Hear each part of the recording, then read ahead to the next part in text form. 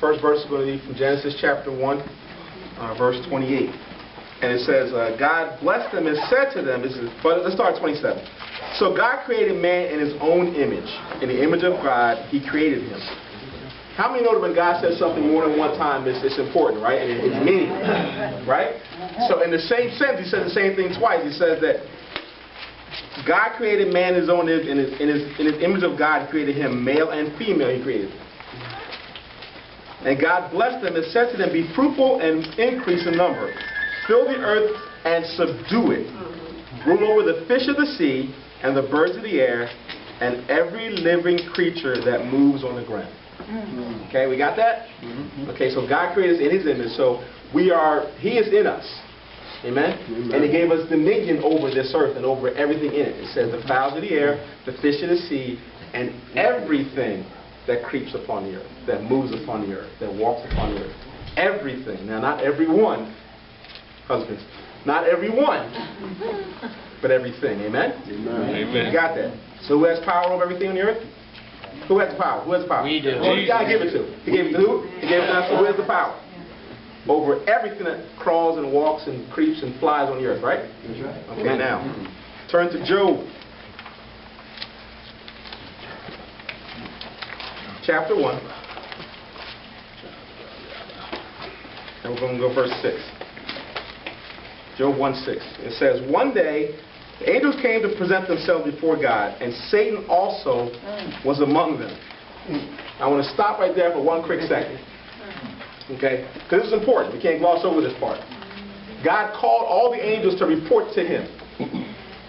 Right? That's what it says, that he called them. So basically he was having roll call, he was having a meeting, let's talk, fellas. And every angel had to come, even Satan. So that number one tells us that Satan is subject to God. Amen? Amen? He's subject to God. Okay? He's subject. When God calls him, he's got to come. He's got to come. He has no choice. Because he's subject to God. And the Lord said to Satan, where have you come from? So where have you been? Anybody ever had that from your parents? Well, where have you been? And this is the answers we give, right? This is the exact answer we would give. Satan answered the Lord, from roaming through the earth and moving back and forth in it. Not, seeking what may devour, trying to rob, kill, and destroy. Just walking around. Mom, I was walking around the neighborhood, throwing rocks, riding my bike. Nothing big. But I wanted to catch something in those two verses. Okay.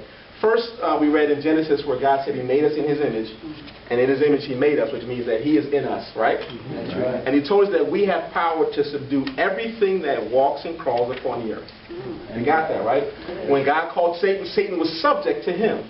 Therefore, if we are in God and God is in us, and Christ is in us, then Satan is subject to who? Us. He's subject to us. Amen? Amen? Amen? You got that. And to even clarify that point more, he said, Satan, where were you? He said, I was walking up and down in the earth, which means he was what?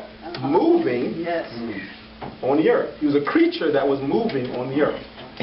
He's a creature that's crawling upon the earth. He's a creature as a snake, right? That was crawling upon the earth. And we read in Genesis where God says that we are to subdue those things, and everything that walks and creeps upon the earth is a subject to us. But see, what Satan has done is the great lie. Telling us that we are subject to him. And to our own lustful desires and things like that. But if God is in us, then all those things are subject to him, and we are subject to him, so Satan is subject to us. We don't have to be slaves to him anymore. When that realization came to me some years ago, it just blew my mind.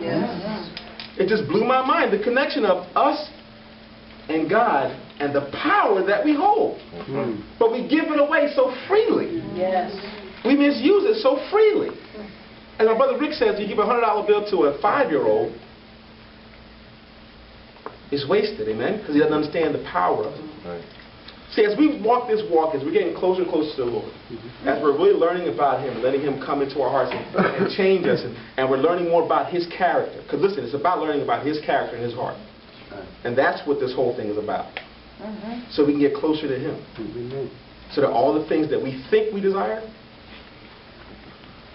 and we attain those things, we realize, you know what, that's not even what it's about. I love Ecclesiastes. I love reading Ecclesiastes.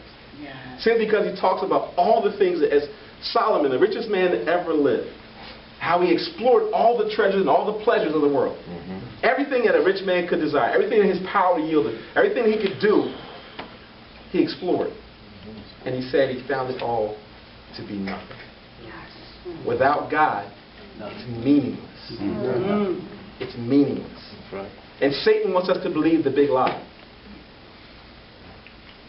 He's in control. You have no control over yourself. Your willpower is nothing. And you need to get stuff to make yourself complete. You need stuff to make yourself complete. You need a new car. Or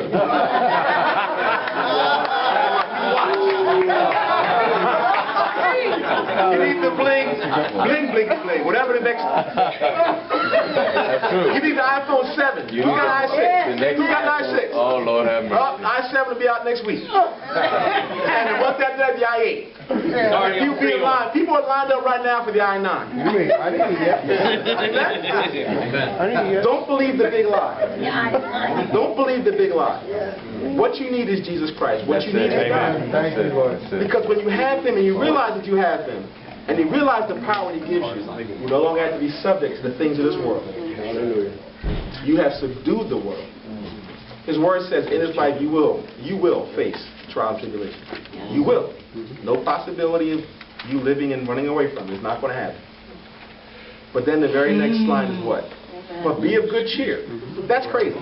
That's absolutely insane. You mean to tell me I'm going to face some pain? Oh, yes. You mean to tell me I'm going to lose everything I wanted? Everything I've worked so hard for? Yippee! But why are we being of good cheer? He says, for He has overcome the world. As we just read, He made us in His image. In His image He made us. So if He has overcome and conquered the world, guess what? So is it. And I want you guys to understand this also. It's not just about conquering the world and having peace and all that stuff in the afterlife.